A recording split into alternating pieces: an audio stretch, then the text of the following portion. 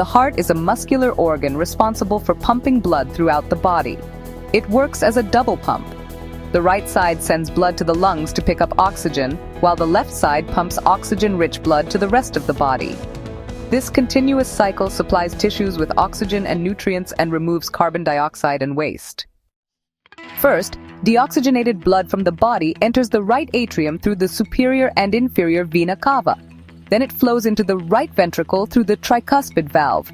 When the right ventricle contracts, it pumps the blood into the pulmonary artery via the pulmonary valve.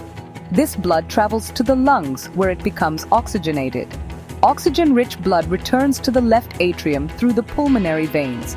It then passes through the bicuspid or mitral valve into the left ventricle. When the left ventricle contracts, the strongest chamber, it sends the oxygenated blood into the aorta, delivering it to the entire body. Heart valves are one-way doors that ensure blood flows in the correct direction. The four main valves are: first, the tricuspid valve between the right atrium and right ventricle. Second, the pulmonary valve between the right ventricle and pulmonary artery. Third, the mitral or bicuspid valve between the left atrium and left ventricle.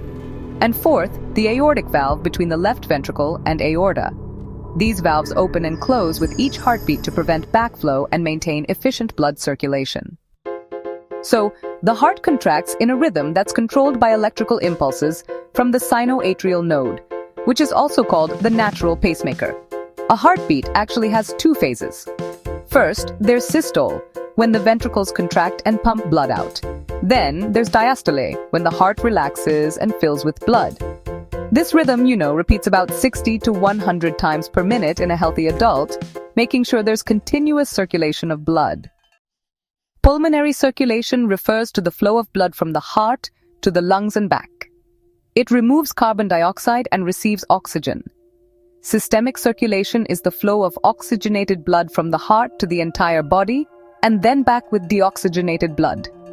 Both systems honestly work together to maintain the oxygen and nutrient supply across the body. The heart pumps blood in two main loops. The right heart sends blood to the lungs to oxygenate it, and the left heart delivers that oxygen-rich blood to the body. Valves direct the flow, and the heartbeat powers the pump. This whole process really keeps all body cells alive and active.